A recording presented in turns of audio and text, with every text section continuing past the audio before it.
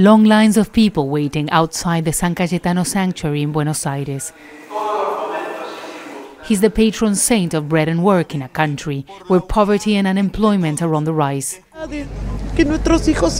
Susana Núñez says she's concerned about the current situation in Argentina. I'm here so that we can improve, so that our future, our children, don't have to leave here for what they need.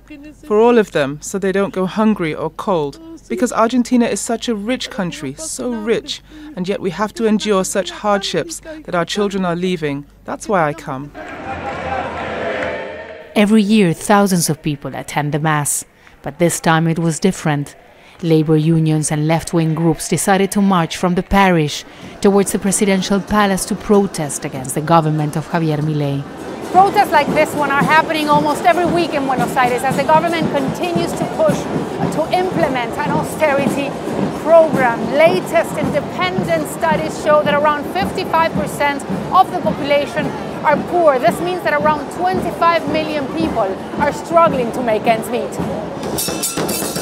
Since taking office 8 months ago, Milei has ordered the layoff of almost 50,000 state employees, halted all public works, lifted subsidies on electricity, gas and transportation, among other measures to bring down the deficit to zero and reduce inflation. Our salaries are not enough because everything seems to be going up in price. I come here to find people who have things in common with me. Economists say an austerity plan was necessary in Argentina to stabilize the economy, but there are concerns about when the economy will start to recover.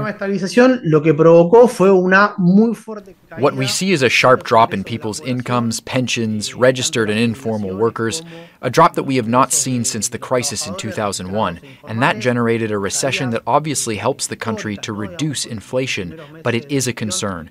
It has started to recover, but continues to be very slow. Javier Milei came to power with a promise to reform Argentina's economy. But there are growing concerns about what will happen if he fails. Teresa, Al Jazeera, Buenos Aires. Make sure to subscribe to our channel to get the latest news from Al Jazeera.